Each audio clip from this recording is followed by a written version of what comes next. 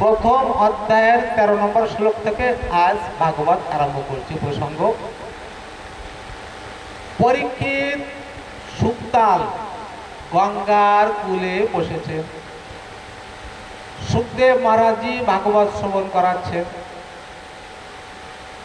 ভাগবত শ্রবণ করার সময় অন্যান্য যাবতীয় মুনি ঋষিগণ সবাই এসেছে এবং আসতেও সময় লাগেনি। আমরা যেমন মোটরসাইকেলে, অটো, হেঁটে, কারে আসি, এইসব ঋষিগণ না, হঠাৎ এসে বোধহয় দেখবেন, খালি হঠাৎ দেখবেন, চোখ খুলে দেখবেন, চোখে পলক দেবেন কেউ নেই, খুলে দেখবেন লোক ভর্তি হয়েছে। এমন টাইপের ঋষিগণ সেখানে এসেছে। সুখদেবের পিতা ব্যাসদেব এসেছেন, ব্যাসের পিতা পরাশর এসেছেন, পরাশরের পিতা শক্তি মারা গেছিল, বিশ্বামিত্র মেরে দিয়েছিল নাই, তার পিতা বশিষ্ঠ এসেছে, শ্রাবণ, দেবল, অসিত, ভৃগু, নারদজি, সব মুনি ঋষিগণ পুরা ভিড় লেগে গেছে সবাই। এই ভিড়ের ভিতরে যখন ভাগবত মঙ্গলাচরণ হয়ে গেছে ইত্যাদি, ভাগবত আরম্ভ করতে যাবে, ঠিক তখন স্বর্গ থেকে দেবরাজ ইন্দ্র হাতে অমৃত কলস এবং দেবগণ সহ এসেছে। এ বলছে পরীক্ষিতে কথা বক্তুম, পরীক্ষিতকে কথা বলার সময় সবাই আর সংস্থিতে সুখে, সুখ সবাই স্থিত হয়ে গেছে। এমন সময় কি করেছে, দেবাস্তত্র সমাগমম সুতা কুম্ভম গৃহীত, গৃহীত মানে গ্রহণ করে, অমৃতর যে কুম্ভ সেই গ্রহণ করে সেই সবাই এসেছে দেবরাজ ইন্দ্র তার দলবল সহ। কেন? তাহলে এবার একটু পূর্বের প্লট আমাদের খুঁজতে হবে। কেন এসেছে? হাতে অমৃত নিয়ে এলেন কেন? মানে ইন্দ্র এই অমৃত ইন্দ্র কাউকে দিতে চান না। যে অমৃত দেওয়ার জন্য অসুরের সঙ্গে ছিনিয়ে নেওয়ার জন্য যুদ্ধ হলো, এত বড় প্রলয়ঙ্কারী যুদ্ধ হলো, সেই অমৃত অনায়াসে দিয়ে দিচ্ছে। এর কারণ কি? এর বিরাট কারণ আছে। ইন্দ্র জ্ঞানী, ইন্দ্র বোঝে। এই সুখদেব মহারাজজি বর্তমান যে কথা বলতে যাচ্ছে, এই কথার দাম এই অমৃতর দামের থেকে অনেক বেশি। অমৃত পান করলে কি হবে আগে সেই কথা চিন্তা করে। পরীক্ষিতের 7 দিন পরে পক্ষকে কামড়াবে, দংশন করবে, সাপে দংশন করবে, পরীক্ষিত মরে যাবে। তো পরীক্ষিত তো একটাবার এও ভাবতে পারতো যে আমি তো 7 দিন পরে মরে যাব, তোমার বাঁচার উপায় আছে। আমার ঘরে ছোট্ট বাচ্চা জন্মেঞ্জয়, একেবারে ছোট স্ত্রী, সে অসহায়, এত বড় রাজ্য কে চালাবে? প্রজা মিত্রবর্গ আমাকে অতি পিতার সব শ্রদ্ধা করে, ভালোবাসে, এত আপন ভালোবাসে, পাত্র মিত্র মন্ত্রী সবাই এত ভালোবাসে, রাজ্যের সবাইয়ের সঙ্গে আমার একটা বাৎসল্য প্রেমে আমি জড়িত আছি, মমতায় স্নেহে জড়িত আছে, আমাকে এত ভালোবাসে, তো আমার জীবন তো চলে যাবে। আর হাতের কাছে তো অমৃত পাচ্ছি, কেন খাবো না? ঠিক আছে, একটা কথা তো না আচরণ করলে কী হবে? কারণ আমাদের কিন্তু এইভাবে সবাই ভাবে যে আজকে কি আছে, আমার বাজার আছে, গেলে কমসে কম 1000 টাকা তো 5000 টাকা লাভ হবে। ও ভাগবত শুনি আমার কী লাভ হয়, 5000 টাকা তো আমার লাভ। আমরা এই চিন্তা করি, পরীক্ষিত কি চিন্তা করছে তাই আমি দেখি। সুধা কুম্ভম গৃহীত কইব শতক্র সমাগমম, সেখানে এসে হাজির হয়েছে। এসে বলছে মহারাজজি, আপনি এই যে পরীক্ষিতকে কথা বলতে যাচ্ছে, কৃপা করে ওই কথা পরীক্ষিতকে বলেন না, এই নেন সুধা ভাণ্ড দেন, পরীক্ষিত পান করবে। পান করলে আর মরবে না। সাপে একবার কেন 50 বার কামড়াকে আর মরবে না, অমর্ত হয়ে যাবে না। আর আপনি আমাদেরকে শ্রবণ করা, আমরা আপনার ভাগবত শুনতে। নিষ্পদ পদ চিন্ততি বাক্য চিন্ততি চতুষ্পদৈ দেবৈর মানব চিন্ততি মানবে কিম করিষ্যতি। নিষ্পদ পদ চিন্ততি, আজ যার পা নেই, এই বৃক্ষকুল এক স্থান থেকে অন্য স্থানে যেতে পারে না। যেখানে সৃষ্টি হয়েছে ঠিক সেই স্থানে সম্পূর্ণ জীবন তাকে কাটিয়ে দিতে হয়। শীত, বর্ষা, ঝড়, অগ্নির প্রতাপ, বজ্রপাত সব ওই বৃক্ষকে সহ্য করতে হয়। তাই গোবিন্দকে ডাক দিয়ে বলেছে, ওগো গোবিন্দ, আমার যদি দুটো পা দিতে, যেখানে ভাগবত হয় আমি ধীরে ধীরে ধীরে ধীরে পদব্রজে সেখানে পৌঁছে যেয়ে আমি প্রাণ ভরে ওই ভাগবত শ্রবণ করতাম গোবিন্দ। কিন্তু আমার যে তুমি দুটো পা দাওনি। আর বাক্য চিন্ততে চতুষ্পদেই যারা চতুষ্পদ প্রাণী তাদের পা তো দিয়েছে, কিন্তু মুখে দেয়নি, বাক্য কথা দেয়নি। তাই মুখ দিয়ে একবারও রাধে রাধে শ্রী গোবিন্দ হরি বল বলতে পারে না। তাই বলছে, হে গোবিন্দ মুখে বাক্য দাও। দেবের মানব চিন্ত দিয়ে আর দেবকুলে দেবগণ চিন্তা করে। বাবা, এই মানুষকুল কত ভাগ্যবান, এরা কি সুন্দর ভাগবত শুনতে পারে, আমরা ওই ভাগবত শুনতে পারি না। তাই হে গোবিন্দ আমাদের মানব কুলে মানব করে জন্ম দাও। তার প্রমাণ দিল এই মহারাজ ইন্দ্র। দেবরাজ ইন্দ্র প্রমাণ দিচ্ছে যে তুমি ভাগবত শোনো না, আমাদেরকে ভাগবত শোনাও। কিন্তু আমার সুখদেব মহারাজ যে দেখলেন ইন্দ্র এসেছে এখানে ব্যবসা করতে। যদি ইন্দ্র চিন্তা করে বলতেন যে আপনি এদেরকেও ভাগবত শোনান, আমাদেরকেও শোনান, আমরাও এই দলের ভিতরে বসি। কিন্তু ইন্দ্র এই মানুষের সঙ্গে বসতে দ্বিধাবোধ করলেন না, আমাদেরকে শোনান, এদের শোনে। এর বদলে পরীক্ষিতকে তো কি বলছেন, অসুধা কথা লোকে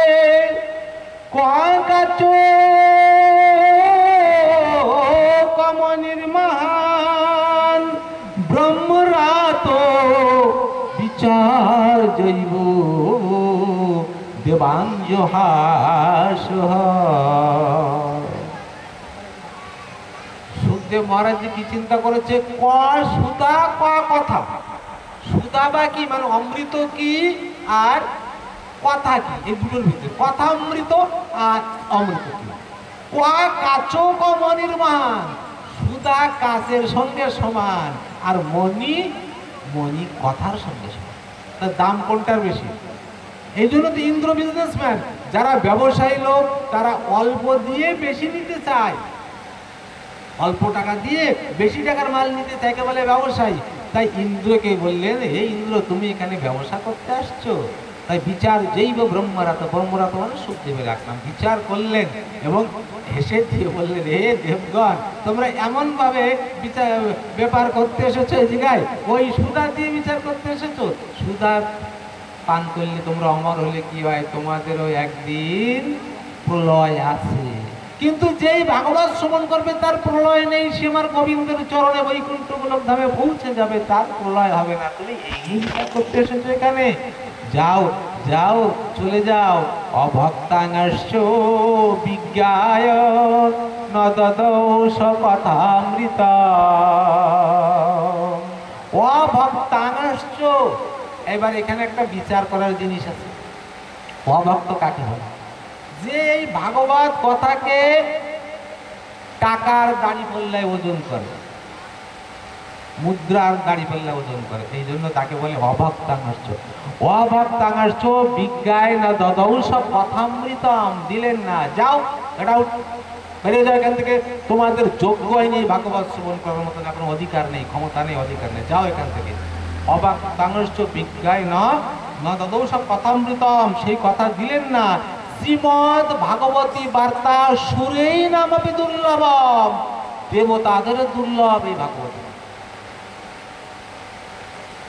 তাড়িয়ে দিলেন। মন দুঃখ করে ইন্দ্র মহারাজজি সব দেবগণকে নিয়ে, চন্দ্র সূর্য যম ইত্যাদি বরুণ ইত্যাদিকে নিয়ে পৌঁছে গেলেন ব্রহ্মলোকে। বসে ব্রহ্মর কাছে জানাচ্ছেন যে আমরা অতি আশা করে নিয়ে গেছিলাম এই ভাগবত শ্রবণ করতে, কিন্তু সুখদেব আমাদেরকে ওখান থেকে বের করে দিল। ঠিক এমন সময় দেখে যে একটা পুষ্পক বিমানে পরীক্ষিত চলে যাচ্ছে। কিরকম পরীক্ষিত কিরকম যাচ্ছে? পরীক্ষিত যাওয়ার কথা না বৈকুণ্ঠ লোকে, তো পুষ্পক বিমানে তো গোলক ধামের বিমান, এটা তো বিষ্ণু লোকের, বিষ্ণুদূত আসে, কি করে যাবে সেখানে? সম্ভব না। আরে যার সাপে দংশন করবে তার তো অধপতন যাবে, সে তো জমপুরি যেতেই হবে, তাকে জমপুরি যেতে হবে। যাকে সাপে দংশন করে কামড়াবে, রোগে বেদিতে যে মরবে, অকাল মৃত্যু যার হবে, বিষ খেয়ে যে মরবে, সে তো মারাত্মক কথা গেল যে অকাল মৃত্যু হবে, রোগে বেদিতে যে মরবে, বজ্রপাতে যে মরবে, সাপে বেদিতে যে মরবে, বোম ব্লাস্ট হয়ে যে মরবে, তাকে জমপুরি যেতে হবে। একে সাপে দংশন করেছে, কি করে যাচ্ছে? ব্রহ্মা অবাক হয়ে গেলে। ব্রহ্মা নিজে ভাগবত বলেছেন নারদকে, নারদ বলেছেন ব্যাসদেবকে, ব্যাসদেব লিখেছেন, সুখদেব পড়েছেন, সুখদেব বাক্য বলছেন। কিন্তু ভাগবতের যে এত বড় প্রভাব, এখানে যে কোনো রুল কাজ করে না, এখানে কোনো রুল কাজ করে না, যেমন কি আপনি নাম জপ করবেন না, কোনো রুল কাজ করবে না, কিন্তু গোবিন্দের পূজা দেবেন, মন্ত্রপাঠ করবেন, রুল কাজ করবে। সেখানে কিছু বিধিনির্দেশ আছে, আপনি অসহজ আসতে পারবেন না, যেতে দেবে না, মন্দিরের ভিতরে ঢুকতে দেবেন না, পারবেন না। কিন্তু ভাগবতের কাছে আর নামের কাছে কোনো অসহজ নেই, সহজ নেই, কোনো রুল এখানে কাজ করবে। অবাক হয়ে গেলেন, তাই দাড়িপাল্লা নিয়ে এলেন। দাড়িপাল্লা নিয়ে এসে এক পাশে সাধন সামগ্রী যত আছে, অশ্বমেধ যজ্ঞ, বাজপেয়ী যজ্ঞ, যত ব্রত, তীর্থ ভ্রমণ, কুম্ভমেলা, স্নান, যত যত ঠাকুরকে পাওয়ার রাস্তা সব এক পাশে রাখলেন, আর শ্রীমদ্ ভাগবতকে এক পাশে। তো এক পাশে রাখার পরে এবার 19 নম্বর শ্লোকে বলছে, লগুণ্য নানি জাতানি গৌরবেন ইদম মহে তদা ঋষিগণ সর্বে বিস্ময় জয়ু। লঘুন্য নানি জাতানি ইদম, এই যত কিছু ছিল সব লঘু হলো, মানে এই দাড়িপাল্লা উপরে উঠে গেল। আর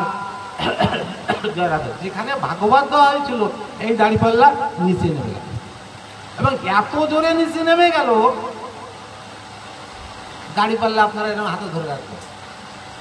এবার হঠাৎ 1 কেজির একটা বাটকার এভাবে চাওয়াবেন স্পিডে, ঝাপ করে নেমে যাবে, এটা উপরে উঠবে, সঙ্গে সঙ্গে উপরে উঠে যাবে, হালকা হয়ে গেলে উপরে উঠে যাবে। তো এই পাশের দাড়িপাল্লা এত হালকা ছিল, এত জোরে উপরে উঠে গেছে যে পৃথিবীতে আর নাই। এই জন্য পৃথিবীতে আপনি যত যা করেন না কেন, কোনো 100% ফল পাইতে হলে আপনার ভাগবতের স্মরণে আসতে হবে। সদা সেব্যা সদা সেব্যা শ্রীমদ্ ভাগবতী কথা, যস্য শ্রবণ মাত্রেণ পরিচিত্তম সমাশ্রয়েৎ। 100% এবার মনে করে রাখুন, আপনি ভাগবত শ্রবণ করছেন, ভগবান আপনার হৃদয়ে এসে নিশ্চয়ই সতেজ হয়ে অবস্থায় আছে, শুনছে ভগবান। 100% ভাগবত মিথ্যা হয়ে যাবে, সম্পূর্ণ ভাগবত মিথ্যা হবে। ভাগবতের আসরে বসে ভাগবত শুনছেন মানে ভগবান এখন আপনার কাছে আছে, অনুভব করবেন। যদি রেগুলার ভাগবত অনুভব করবেন, হ্যাঁ সত্যি ভাগবত আছে, নাহলে আমার মন থেকে আপনার চঞ্চল কেন মন লেগে গেল, আপনি অনুভব করবেন, সেটা নিশ্চয়ই অনুভব করতে পারবেন। এই জন্য হরিশ চিত্তম সমাজে ভগবান আপনার চিত্তে বসে ভাগবত শ্রবণ করছে। এর থেকে বড় কথা আর কি চাই? যে ভগবান আমাকে পছন্দ করে, আমার এমন দিনহীন কাঙাল যে সারাদিন সংসারের কাছে মেতে থাকে, সে গোবিন্দ নাম কখনো শ্রবণ করতে পারে না, তার নামের দুটো মালা জপ করতে পারে না, বিভিন্ন কাম কামনা বিষয় বাসনাও করতে পারে না। ও গোবিন্দ, তুমি এত পরম দয়াল, আমার হৃদয়ে এসে আজ তুমি বসে গেছো, আমার হৃদয়ে তুমি বসে ভাগবত শ্রবণ করছো। আমার হেন পাপীকে তুমি আজ পরম পবিত্র করে দিয়েছো গোবিন্দ। তাই ভাগবতের এমন গুণ আছে, হরিশ চিত্তম সমাশ্রয়ে, হরি আর চিত্রে এসে বাস করে, যে ভাগবত শ্রবণ করে। ভাগবতে কলির জন্য পরম পাবন, কলির জন্য পরম পাবন, কলৌ তদ হরি কীর্তনাম, এই হরির কীর্তন করলে পরম পাবন। জয় শ্রীনাথ। বর্তমানে আমরা 10ম স্কন্ধের 2য় অধ্যায়, 3য় অধ্যায়, 4র্থ অধ্যায়, এই 3টে অধ্যায় আমরা শ্রবণ করব সংক্ষিপ্তভাবে।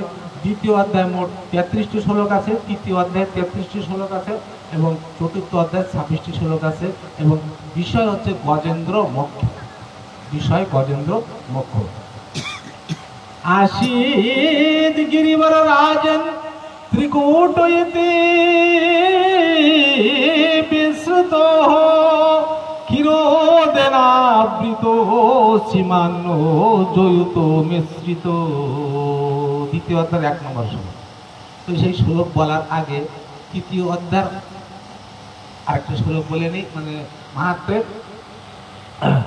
আয়ুর হরতি বৈ পুংসাম মুদ্দন্নস্তাম জয়ন্নসৌ তৎসর্তে একফনাম নিতাম উত্তম শ্লোক বার্তায়া।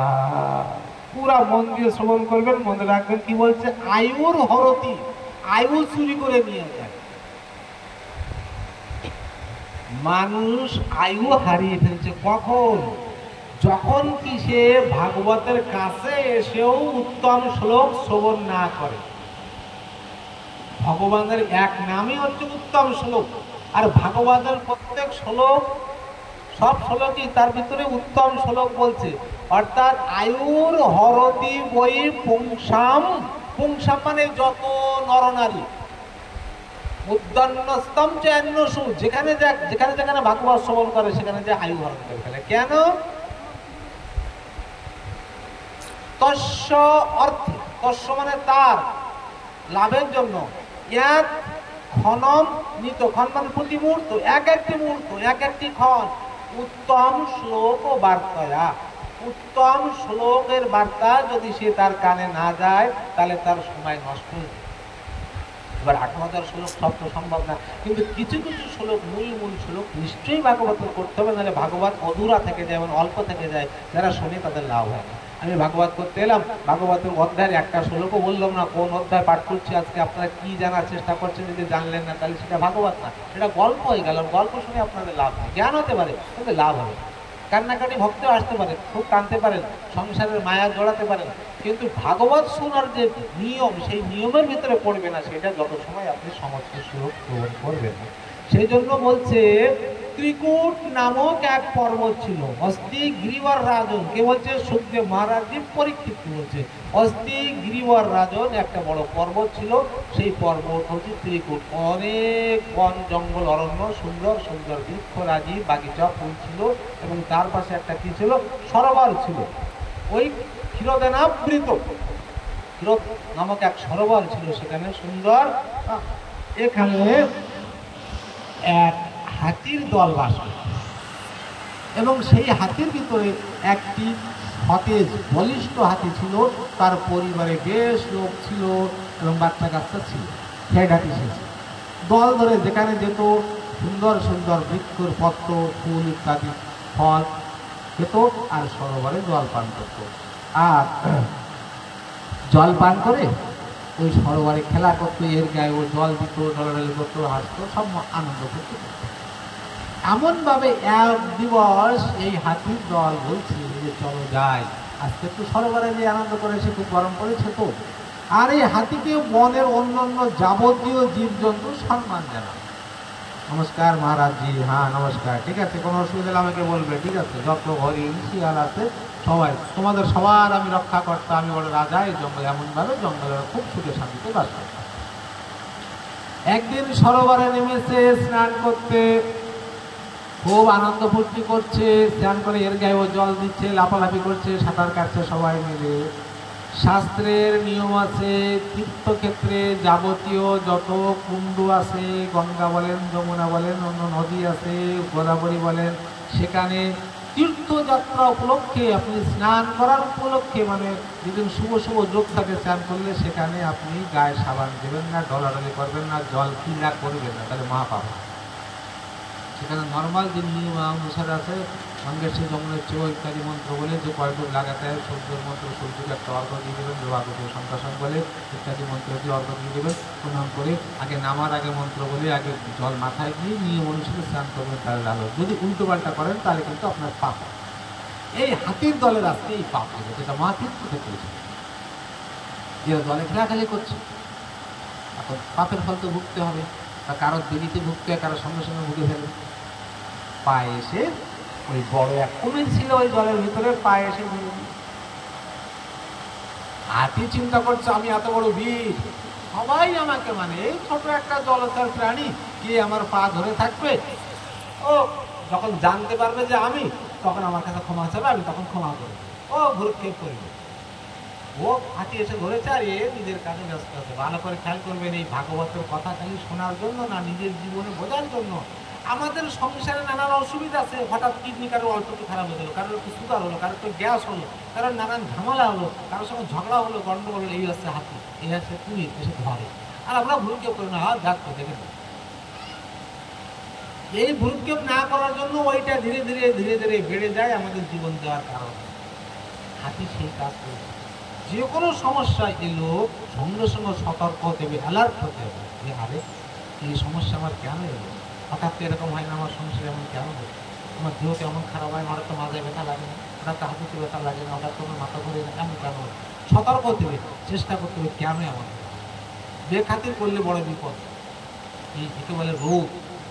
এই যে গ্রাহ মানে কুমির এসে ধরেছে, তখনই সতর্ক হয়ে যাওয়া উচিত ছিল, কিন্তু সতর্ক হয়নি, তবু জল খেলছে, পরিবারকে নিয়ে বাচ্চা কাচ্চা জল চালছে, ও জল গা ঘষছে, তার যত হাতিনি ছিল হাতিনিদের গায়ে ফুল দিয়ে ঘষে ঘষে দিচ্ছে, জল সাফ করে দিচ্ছে। কিন্তু কিছু সময় পরে এই যে গ্রাহ ওই পায়ে কামড়িয়ে রক্ত পান করছে, ওই রক্ত পান করে করে ও আরো সতেজ হচ্ছে, জলের ভিতরে আরো গায়ে বল হচ্ছে। এবার আস্তে আস্তে টেনে জলের নিচে নিয়ে যেতে পারছে, গভীর জলের মধ্যে যাচ্ছে। এখন যে হাতি দেখে যে আমি তো আর পারছি, আমার বলে লাগছে, আমার বল কমে গেল না, কি হলো? তখন নিজের স্ত্রী নিজের পুত্র গন্ধ করছে, আমার পায়ে গ্রাহ কুমির এসে কামড়ি আমাকে জলে টেনে নিয়ে যাচ্ছে, তোমরা সবাই আমাকে রক্ষা করো, আমার প্রাণ বাঁচাও। তোমাদেরকে আমি এতদিন বিপদ থেকে রক্ষা করেছি, আমার বিপদ থেকে রক্ষা করো। স্ত্রীগণ চেষ্টা করলো, হলো না। পুত্র চেষ্টা করলো, হলো না। এবার স্ত্রী বলছে, ওগো আমি যদি তোমার কাছে কেমন বসে থাকি তুমি তো আর ছাড়াতে পারবো না, তো আমি যদি উপরে না যাই, আমারও তো এখনো জীবন আছে, আমি কি তোমার জন্য মরবো? আমি তো তোমার জন্য মরবো, আমাকে যেতে। এইবারে স্ত্রী ছেলেরা বলছে, বাবা এতদিন আমাদেরকে তুমি লালন পালন করেছো ঠিক, কিন্তু তোমার যে অসুবিধা সেই বিপদ থেকে তো আমি বাঁচাতে পারলাম না। সেদিন আমাকেও বিদায় মুক্তি যখনই যায়, আমার নতুন জীবন আমি আরম্ভ করবো, আমারও সংসার হবে। এইবারে ছেলেও চলে গেছে।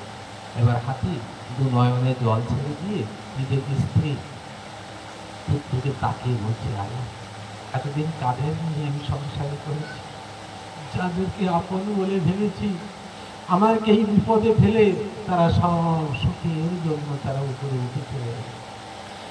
স্ত্রী পুত্র লাগি সদা ব্যতিব্যস্ত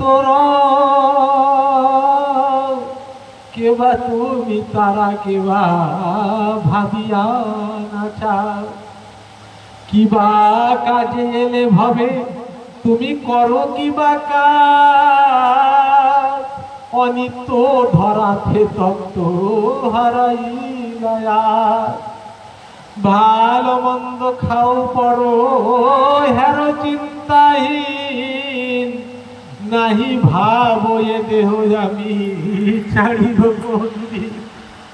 সামনে আমাকে তুই দেহ ছাড়তে হবে, বিরাট গ্রাহ আমার পায়ে ধরেছে, আমি এই বিপদ থেকে আর মুক্তি পাবো না। ও গোবিন্দ, যাদেরকে আমি আজ পর্যন্ত ভালোবেসেছিলাম তারা সব আমাকে ছেড়ে উপরে উঠে গেছে, আমি যে বড় ভুল করেছি। তোমাকে ভালো না বেসে, তোমার কথা না শ্রবণ করে, এই সংসারের সুখ সুবিধায় আমাকে নিয়োজিত করে আমি যে বড় ভুল করেছি। আমার যে বেলাবস্থা চলে যায়, আর যে আমার সময় নাই, ওই গ্রাহ আমার পদ ধরে এখন এই টেনে জলে নিয়ে যাবে। না না, আর এই হাড় মাংস শরীর এদের কাছে আর আমি কিছু চাইবো না, এদের কাছে আর আমি কিছু ভিক্ষা চাইবো না, এদের কাছে আর আমি কিছু আশা চাইবো না। এবার আমি ডাকবো সেই অনাবিরাতি গোবিন্দ, তাকে আমি ডাকবো। তাই এবার কি করলেন, এবার গ্রাহক সংসারের মায়া ভুলে গেল। এই সংসারের যে আমরা মানুষ আছি না, যতদিন আমাদের মায়া থাকবে ঠিকভাবে গোবিন্দকে ডাকতে পারবে। माया मरी नामे मरा, मर मर गया शरीर, आशा मिटी ना तृष्णा मिटा, कह गए दास कबीर। गोविंद को डाकार जन्य এই চারটা পথে বাধা। মায়া, মে মানে আমি, আশা আর তৃষ্ণা। এই চারটা জিনিস যার কমে গেছে সে যদি গোবিন্দকে ডাকে তাহলে কাজ হবে। আর এই চারটা জিনিসকে নাশ করতে গেলে কার্তিক ব্রত পালন করতে হবে, নাহলে চারটা জিনিস নাশ হয়। তো সবাইকে এখন ভুলে গেল, নাই আমার পৃথিবীতে কেউ নেই, না আমার স্ত্রী ছিল, না আমার পুত্র ছিল, কিছু নেই, একমাত্র মন স্থির করে দিচ্ছে। মন স্থির করে এবার গোবিন্দকে ডাকছে, সুরটা উঁচু করে, ইয়া সাত্মনিদম নিজ মায়া অর্পিতাম, ক্বচিদ বিবাদম ক্বচতাৎ তিরোহিতাম, অবিদ্যদৃক সাক্ষু ভয়ম তদীক্ষতে, স আত্মমূল অভূতমাম পরাৎপর। এটা তৃতীয় অধ্যায় 4 নম্বর শ্লোক, অষ্টম স্কন্ধে বলছে, হে প্রভু অনাদির আদি গোবিন্দ, কারণ নাম ডাকছে না। হে অনাদির আদি গোবিন্দ, তোমার কোনো রূপ নেই, তুমি অরূপ হয়েও সম্পূর্ণ রূপে তুমি পৃথিবীতে এসো। তোমার ভক্ত যারা তোমাকে ডাকে তাদেরকে তুমি কখনো বিপদে ফেলতে দাও না। না তোমার আদি আছে, না তোমার অন্ত আছে, না তুমি কিছু গ্রহণ করো, না কিছু ত্যাগ করো, না কাউকে ভালোবাসো, না কাউকে ঘৃণা করো। তুমি আত্মদেশে আত্মমূল অবত, তুমি আত্মদেশে এসে উদয় হয়ে প্রত্যেক মানুষের হৃদয় সতেজ হয়ে তুমি থাকো গোবিন্দ। তাই তোমাকে আমি কি করছি, নমঃ তস্मै নমঃ পরেশায় ব্রহ্মণে অনন্ত সত্তায় অরূপায় রূপায় নমঃ আশ্চর্য কর্মণে। হে রূপহীন যতস্য প্রতিমা অস্তি যস্য নাম মহজ্জস, তোমার কোনো রূপ নেই, যাকে রূপ নেই সেই অরূপকে আমি প্রণাম করছি। এবার এদিকে সুন্দরভাবে ডাকছে, আকাশ মার্গে ভিড় লেগে গেছে। আমার ভোলা মহেশ্বর এসেছে, ব্রহ্মাজি এসেছে, মাতা পার্বতী এসেছে, প্রত্যেক দেবগণ সেখানে বসে আছে। সবাই বলছে, আমার ভোলা মহেশ্বর বলছে, আমাকে ডাকছি না তো আমি যাবো কেন? আমার নাম ধরে একবার ডাকুক, আমি এখনো যে উদ্ধার করে দিচ্ছি ওকে, ওই কুমিরকে মেরে ওকে বাঁচাবো। কিন্তু আমার, আচ্ছা আমার পুরো নাম না বলতে, বলবম তো বলতে পারিস, বলবো একটু বল। আজকাল দেখবেন এই যে শ্রাবণ মাসে বলবম বলবম বলবো, রাস্তাঘাট সব বন্ধ, চারিদিকে কিরকম চলছে আজকাল দিনে, বলবো একটু বললে তো হতো। ব্রহ্মাজি বলছে, আমারে যদি ব্রহ্মা না বলতে পারিস, চতুর্নারায়ণ না বলতে পারো, সৃষ্টিকর্তা তো নাহলে বিধাতা তো বললো আমি যেতাম সেখানে, আমি যে রক্ষা করতাম। মানে এমন ভাবে ভক্তিভূত অবস্থায়, এবার মন্দির শ্রবণ করবেন, এর একটা উত্তর তাৎপর্য আছে। যদি কোনো মানুষ ভাব সহকারে যা কিছু বলে গোবিন্দ সেটা গ্রহণ করে, ভাব কা ভুকা হুমে और भाव ही बस सारे, भाव से मुझको भजे तो भाव से बेड़ा पार है। ভাব সহকারে বলেছে বলে এই দেবগণ সবাই কিন্তু বলছেন। এবার আমার বৈষ্ণোদেবী মাতা বলছে যে, আমার বৈষ্ণোদেবী না বলতে পাড়াবাড়ি মা, একটু নাহলে খালি মা বলে ডাক, একবার নিজেকে ছেলে ভেবে আমাকে একটু মা বলে মা ডাক, আমার নাম ডাকেন, আমি যাবো কেন? যাবো, আমি যাবোই না, মোটে রক্ষা করতে যাবো না, আমাকে না ডাকলে আমি যাবো না, নিয়ম না এখানে শাস্ত্রে যাওয়ার, ওই জন্য আমি যাবো না। কান্দতেছে, কান্দুক, আগে নাম ডাকবে যাবো। সবাই বসে আছে আকাশ মার্গে, কেউ আসছে না। এবার পুনরায় ডাকছে আমার গজ হাতি, এবার পুনরায় ডাকছে, ক্ষেত্রজ্ঞায় নমস্তুভ্যং সর্বাধ্যক্ষায় সাক্ষিণে পুরুষায় আত্মমূলায় মূল প্রকৃতয়ে নমঃ। তৃতীয় অধ্যায় 4 নম্বর শ্লোক বলছে, হে সম্পূর্ণ ক্ষেত্রের ক্ষেত্রজ্ঞ, হে মূল প্রকৃতি, হে অনাদিরাদি নিত্য নিরঞ্জন, তুমি এসে আমাকে রক্ষা করো, তুমি আমাকে বাঁচাও। কেউ আসে না। ওদিকে আমার গোলকধামে আমার গোবিন্দ চিন্তা করছে, আমার ভক্ত তো ডাকছে, নাম নিয়ে ডাকছে না, ঠিক আছে। তো গরুকে বলছে, গরুর রেডি হও, যেতে হবে, আমার ভক্ত ডাকছে, উদ্ধার করতে যেতে হবে। তো গরুর এবার মনে মনে ভাবছে, বাহ, যে কোনো সময় আসুক, কোনো কাজ করতে গেলে আমি ছাড়া চলে না। দেখছো আমি কি বলবান, নারায়ণ আমাকে না নিয়ে যাবে না, আমার গায়ে বল আছে বলে তো নারায়ণকে নিয়ে আমি উড়ি, তাহলে নারায়ণ কি কোনো কাজে সফল হতে পারত যদি আমার যদি বল থাকতো না? ভগবান বিষ্ণু চিন্তা করছে যে ওই হাতিকে, গজেন্দ্রকে পরে রক্ষা করবো, আগে রক্ষা করি এই গরুর। এর বড় গ্রাহ ধরেছে। এই পৃথিবীতে যদি সব থেকে বড় বিপদ থাকে কি বলুন তো? অহংকার। এই গরুড়ের অহংকার এসে গেছে যে আমি এত শক্তিবান, আমি নিয়ে উড়ে উড়ে যাই, এত বড় অহংকার এসে গেছে। তো আগে একে বাঁচাতে। যখন কাশি এসেছে গরু বলছে, প্রভু বসুন যাই, সিদ্ধুর কোথায় যাবেন?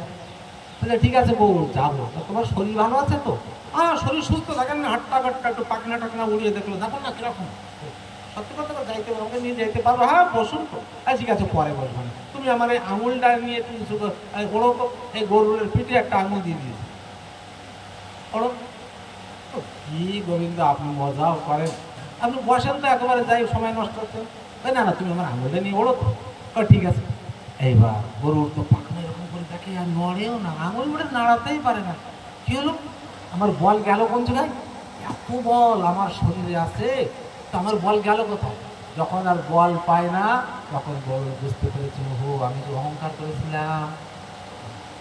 তুই অহংকার করিস, তুই আমাকে নিয়ে উড়িস না, আমি তোর পিঠে বসে দুই পাতে ধরে আমি তোকে নিয়ে উড়ি, তুই কি ভেবেছিস? প্রভু বড় ভুল হয়ে গেছে প্রভু, আমি বুঝতে পারিনি যে অহংকার মানুষের সব থেকে বড় শত্রু। পৃথিবীতে যদি কোনো শত্রু থাকে কারণ অহংকারের মতন শত্রু হয়, তো আপনি আমাকে কৃপা করুন যেন আজ থেকে আমার জীবনে কোনোদিন অহংকার না আসে। এইটুকু আশীর্বাদ চাই। ধন দৌলত প্রিয় গাড়ি বাড়ি নারী কিছু চাই না, একটাই চাই আমার জীবনে যেন কোনোদিন অহংকার না। বেশ তাই হবে। এই বলে আমার নারায়ণ গরুর পিঠে বসেছে, গরুর উড়ে নিয়ে আকাশে। এবার আমার গজেন্দ্র কি করেছে, এত ডাকছে কিচ্ছু দেখছে না, যখন দেখতে পেয়েছে গজেন্দ্র ভক্ত কম না, কারণ